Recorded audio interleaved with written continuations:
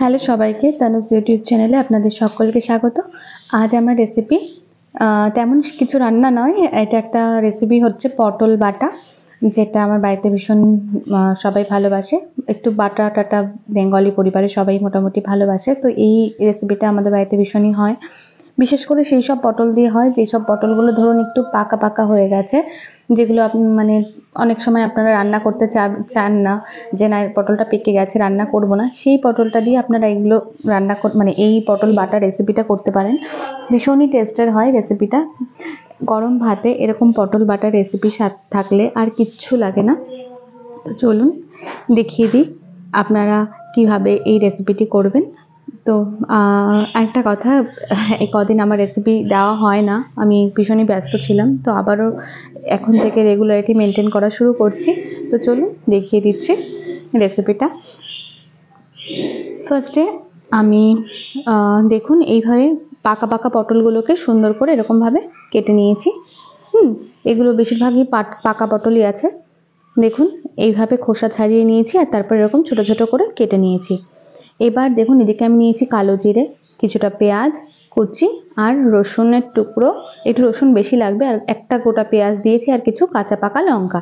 আপনারা চাইলে শুধু কাঁচা লঙ্কা দিয়েও করতে পারেন, কোনো অসুবিধা নেই, টেস্ট অনেক গুণে বাড়বে বই কি কমবে না। এইবার আমি দেখুন কড়াইয়ের মধ্যে তেল নিয়ে নিলাম। আপনারা চাইলে পটলটা সেদ্ধ করে বেটে তারপরেও কড়াইতে দিয়ে মিশিয়ে নিতে পারেন তেলের মধ্যে। তো আমি ফার্স্টে কি করছি, তেল গরম করে নিচ্ছি। দেখুন খুব বেশি তেল আমি দেবো না পটল বাটাতে, একদম সামান্য তেলে করব। আমি সামান্য সর্ষের তেল দিয়ে দিচ্ছি। আর আগে থেকে বলি, এই পটলের রেসিপিটা একটু স্মোকি ফ্লেভার ভালো লাগে, তাই বলে একদমই পুড়িয়ে ফেলবেন না। আমি দেখাচ্ছি কতটা ঠিক লাগা লাগা হবে। একটু কালো জিরে ফোড়ন দিয়ে আমি পেঁয়াজগুলোকে দিয়ে দিলাম, দিয়ে ভালো করে পেঁয়াজের সঙ্গে এই কালো জিরেটাকে সুন্দর করে ফার্স্টে ভেজে নিচ্ছি। খুব বেশি লাল লাল করে ভাজার দরকার নেই। এই স্টেজেই আমি গোটা গোটা রসুন আর লঙ্কাগুলো আমি দিয়ে দেব। ঝালটা আপনাদের নিজস্ব ইচ্ছা মতো আপনারা চাইলে কম বেশি করে নিতে পারেন। এবার দেখুন আমি পটলগুলোকে দিয়ে দিচ্ছি। পটলগুলোকে দিয়ে ভালো করে নেড়ে নিচ্ছি, সুন্দর করে মিশিয়ে নিচ্ছি এই তেলের মধ্যে, পেঁয়াজের সঙ্গে লঙ্কার সঙ্গে রসুনের সঙ্গে সব কিছুর সঙ্গে ভালো করে নাড়িয়ে নিচ্ছি। এবার এর মধ্যে কিছু জিনিস দেবো সামান্য লবণ স্বাদ অনুযায়ী, আর দেবো সামান্য হলুদের গুঁড়ো, আর কিচ্ছু দেবো না, ব্যাস এইটুকুই। এবার সামান্য হলুদ আর লবণ দিয়ে ভালো করে এটাকে নেড়ে নেব। আর সবসময় মাথায় রাখতে হবে আঁচ কম করে এই জিনিসটা পুরো প্রিপারেশনটা করতে হবে, রান্নাটা করতে হবে, আঁচ কমিয়ে কমিয়ে ভাজতে হবে। আমি যথাসাধ্য চেষ্টা করছি আঁচ কমিয়ে কমিয়ে করার। এই স্টেজে আমি একটু ঢাকা দিয়ে দিচ্ছি। প্রায় 10-15 মিনিট ঢাকা দেওয়ার পর দেখুন এই যে পোড়া পোড়া ব্যাপারটা লাগছে, ভয় পাবেন না, একদমই ভয় পাবেন না, তাই বলে একদম পুড়ে যাবে না, কারণ কম তেল তো, সেই জন্য একটু লাগা লাগা ব্যাপার চলে আসছে, তখন আমরা এরকমভাবে উল্টে নিচ্ছি একদম হালকা হাতে। এর থেকে বেশি পুড়ে গেলে কিন্তু খুবই তেতো লাগবে, যেন পুড়ে না যায় এটুকু মাথায় রাখতে হবে। ভালো করে এইভাবে নেড়ে নেব সুন্দর করে, এইভাবে নেড়ে নেড়ে ভালো করে মিশিয়ে নিচ্ছি। এটাকে শুধুমাত্র আমাদের সেদ্ধ হওয়া অবধি ওয়েট করতে হবে। দেখুন আমি কোনো রকম তেল দিইনি। আর আপনাদের কাছে যদি মনে হয় পটলটা সেদ্ধ হচ্ছে না, সেই ক্ষেত্রে একটুখানি হালকা করে জলও দিয়ে নিতে পারেন, কিন্তু আমি এইভাবেই হালকা হালকা আঁচে ঢাকা দিয়ে এটাকে সেদ্ধ হতে দেব। আমি সেরকমভাবে কিছু করব না। তো দেখুন এই জিনিসটা এই যে এরকমভাবে ভাজা হয়েছে, এখন এভাবেই আমি কিছুক্ষণ এভাবে রেস্টে রেখে দেব। আর এটা যখন বাটা হবে না, ঠান্ডা না করে এটাকে বাটা যাবে না, এটা সম্পূর্ণ ঠান্ডা হবে তারপরেই বাটাটা করা যাবে। তো দেখুন আমার পুরো মিশ্রণটা ঠান্ডা হয়ে গেছে সুন্দর মতো। দেখুন একদম দেখে মনে হচ্ছে না একদম অল্প হয়ে গেছে।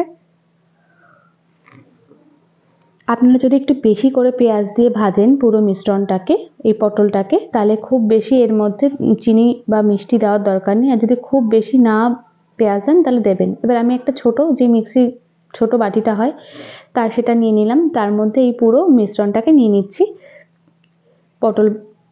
পটলের পুরো মিশ্রণটাকে কাঁচা পাকা লঙ্কা রসুন পটল পেঁয়াজ এই সমস্ত জিনিসটাকে নিয়ে এবার ভালো করে একটা আমি মিহি পেস্ট তৈরি করব। আপনারা চেষ্টা করবেন জল না দিয়ে পেস্ট তৈরি করার।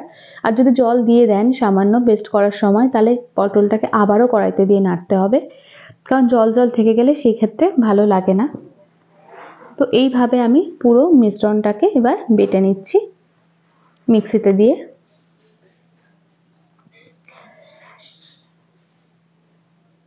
এবার দেখুন ভালো করে আমি পেস্টটা তৈরি করে নিয়েছি, ঠিক এরকম একটা পেস্ট তৈরি হয়েছে। আমি আবারও একটু ভালো করে এই পটলটাকে চালিয়ে নিচ্ছি, আমি দেখিয়ে দিচ্ছি, দেখুন কত সুন্দর একটা পেস্ট তৈরি হয়ে গেছে। আপনারা চাইলে আরেকবারও এরকমভাবে চারিপাশ থেকে নিয়ে আবারও একবার পেস্টটাকে তৈরি করে নিতে পারেন, আর একবার মিক্সিতে দিয়ে চালিয়ে নিতে পারেন। এবার আমি একটু নুন টুন চেক করে নেব যে ঠিক আছে কিনা,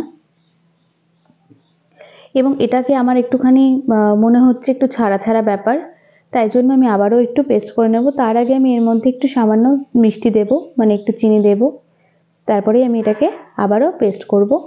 ঝালটা এই ক্ষেত্রে আপনারা ট্রাই করে নেবেন যে ঝালটা ঠিক লাগছে কিনা, টেস্ট করে নেবেন। আমি দিয়ে দিচ্ছি দেখুন একদম সামান্য চিনি।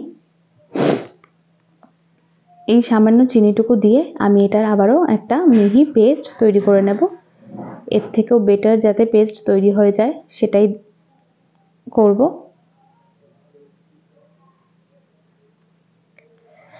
অনেকে না পটলটাকে সেদ্ধ করে ডাইরেক্ট বেটে তারপরে তেলের মধ্যে ভাজে, আপনারা চাইলে সেটাও করতে পারেন। কাঁচা পটলটাকে ভালো করে সেদ্ধ করে তার মধ্যে লঙ্কা রসুন সব কিছু দিয়ে ভালো করে পেস্ট করে কড়াইতে তেল দিয়ে কারচুরি ফোড়ন দিয়ে আপনারা নিয়ে নিতে পারেন। দেখুন আমি আবারও পেস্টটা তৈরি করলাম, কত সুন্দর একটা মিহি পেস্ট তৈরি হয়েছে, আগের থেকে আরও বেশি মিহি তৈরি হয়ে গেছে না পেস্টটা। তো এইভাবেই আমি এবার এগুলোকে নামিয়ে নিচ্ছি, সার্ভ করে নিচ্ছি একটা বাটির মধ্যে। দেখুন কত সুন্দর দেখতে হচ্ছে, গরম ভাতে এরকম পটল বাটা আর কিচ্ছু লাগে না। এবার আপনাদের কাছে আমার একটা ছোট্ট রিকোয়েস্ট, যদি আমার রেসিপিগুলো আপনাদের কাছে ভালো লাগে তো প্লিজ আমার চ্যানেলটিকে সাবস্ক্রাইব করবেন এবং পাশে থাকা বেল আইকনটি প্রেস করতে একদম ভুলবেন না, যাতে নতুন নতুন রেসিপিগুলো আপনাদের কাছে চটজলদি পৌঁছে যায়। এবং যদি আমার রেসিপিগুলো আপনাদের কাছে ভালো লাগে তো প্লিজ কমেন্টে জানাবেন যে কেমন লাগলো আমার রেসিপিটা। আপনাদের একটা কমেন্টে আমি অনেকটাই উৎসাহ পাই। আর এই কদিন আমি অনেক ভিডিও ছাড়তেও পারিনি, আমি বাড়িতে ছিলাম না সেই কারণে। তো আবার নতুন করে আপনাদের সঙ্গে আমি শেয়ার করতে শুরু করে দিয়েছি। তো আমার এদিকে পটল বাটাটা রেডি হয়ে গেছে। আপনারা চাইলে আপনাদের পছন্দ মতো কাঁচা লঙ্কা দিয়ে সার্ভ করতে পারেন বা যেভাবে খুশি খেতে পারেন। যদি ঝাল বেশি মনে হয় সেই ক্ষেত্রে কিছু না দেওয়ার কিছু দেওয়ার কোনো দরকার নেই। দেখুন আমি একটু কাছ থেকে আবার দেখাচ্ছি আপনাদের কাছে, কত সুন্দরভাবে বাটাটা রেডি হয়ে গেছে, এত সুন্দর একটা স্মেল বেরোচ্ছে, ভীষণই ভালো হয়েছে। তো আজকের মতো এখানেই, সবাই সুস্থ থাকবেন, ভালো থাকবেন এবং প্রত্যেকে রেসিপি যদি ট্রাই করেন তো আমি খুব খুশি হব এবং আমাকে অবশ্যই জানাবেন। তো আজকের মতো এখানেই, পরবর্তী কোনো এপিসোডে দেখা হচ্ছে। টাটা।